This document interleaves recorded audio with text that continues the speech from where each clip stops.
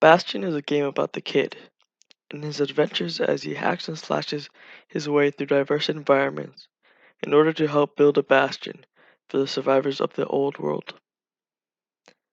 The kid's floating city that goes by the name of Caelondia was suddenly hit by a catastrophic event known as a calamity.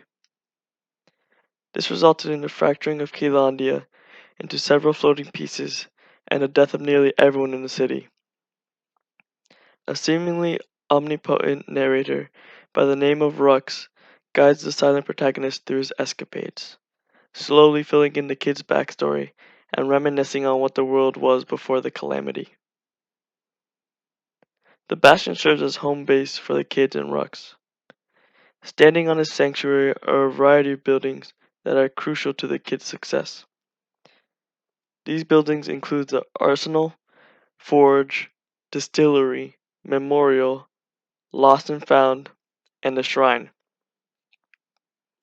The Bastion structures serve a variety of purposes, including storing weapons and providing secret skills. This is one example of player freedom in Bastion, as it allows a player to mix and match different weapons and skills to create the most effective and potent combination to defeat enemies. The player is also given freedom in choosing the order that they discover new parts of the city. The developers allowed for you to choose which areas you want to explore and fly to in whatever order the player pleases, giving each player a different order to which they complete the storyline. This element gives each player a personalized and unique experience as the chronology of the narrative varies from person to person. An essential part of Bastion's gameplay is its reward system. When completing missions, you gain new and improved weapons or potions. However, these missions are not without penalty. You are given 2 lives if the player has not selected the 1 plus life upgrade, and if you lose your lives by falling off the map too many times or being killed, then you have to restart. This is not too bad until the player has retried a couple times. You can quickly get frustrated by going through the same motions and hearing the same narration word for word to no avail. This aspect is a significant factor as well. One challenge that perfectly exemplifies this is the Who Knows Where challenge.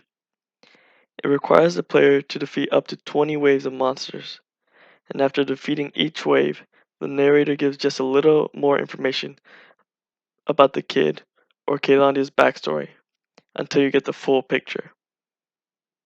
Each time you fail to survive, you must restart completely and re-listen to the same parts of the narrator has already explained. By giving the player the opportunity to repeat challenges, Bastion tests resilience and critical thinking skills. Although you need the strength to power through multiple attempts at the same level, you won't be successful if you don't try new strategies and methods of attack. Strategies depend heavily on the environment in which the combat takes place, as well as the type of enemies you must defeat. The developers created a variety of monsters or enemies, each with their own specific weaknesses. At the same time, the game also includes numerous weapons and skills with their own strengths and weaknesses.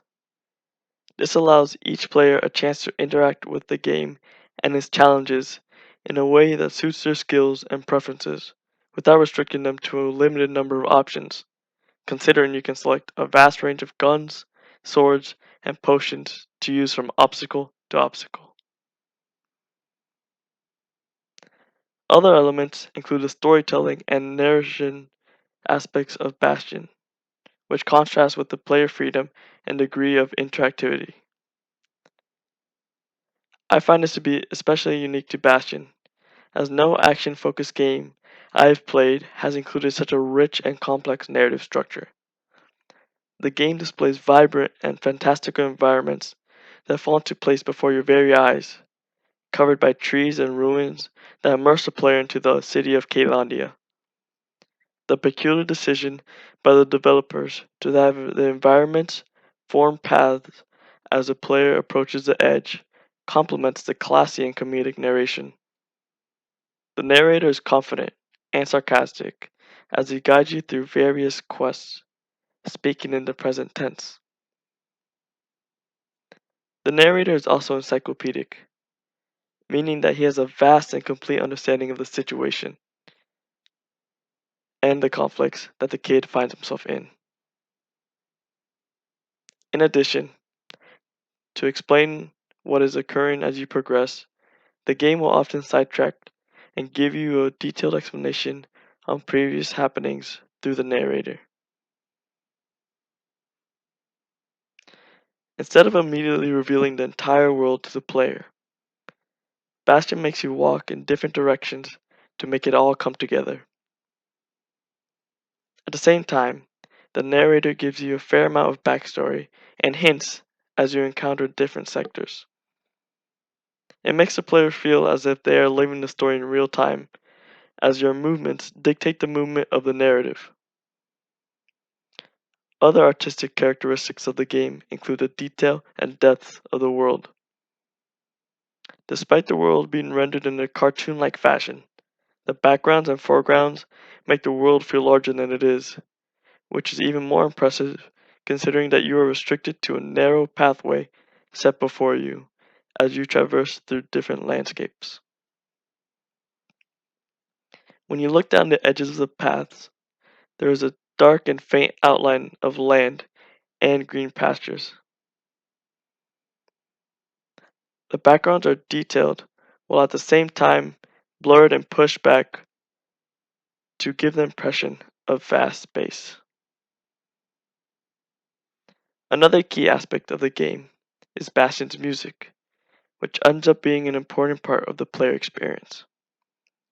The intertwining of the narration and the music choice result in an increase of emotion and excitement for the player, making you feel as if you are in the middle of a war where danger lurks around every corner.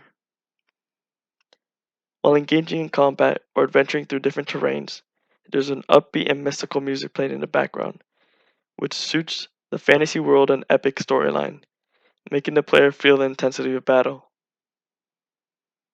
The narration is nearly non-stop and can sometimes feel interruptive. A lot of times, the player is either distracted from what they are doing or they miss what the narrator says while in the middle of breaking stuff. Regardless, the music and narration create a story-like atmosphere, with the exception being that the player controls the main character. The way in which Bastion presents the use of choice is rarely seen in the video game world. Although it is not uncommon for games to have multiple endings, Bastion's endings are less black and white than is usually seen. For example, in the game Papers, Please by Lucas Pope, there are up to 20 endings. For the most part, however, these endings result in jail, death, or freedom. In other words, you have good and bad endings. In Bastion, your choices are not determined by how well you perform, but by your moral compass. This is clear in the final decision that the player must make. The player is ultimately left with a dilemma. He must decide between going back in time and restoring Caelondia, with no guarantee of being able to avoid the calamity a second time, or evacuating to the motherland and starting a new life. Neither choice is perfect, and when it comes down to it, neither one seems explicitly good or bad. The decision the player makes is based on preconceived notions, the player's moral compass, and perhaps most importantly, their experience playing the game. Throughout the game, you form an almost emotional connection with the kid and a story that is told by an encyclopedic narrator. And based on an assortment of factors, the player will make the choice that feels right to him, but is by no means the default good ending. Bastion is a story and an interactive escapade at the same time, narrated in real time, by an omniscient character. It offers a balance between player freedom and a scripted or directed experience. The narration, music, environmental designs, and developer choices all complement each other and allow the player to embark on a touching adventure about a kid trying to find himself and save others while facing the end of the world.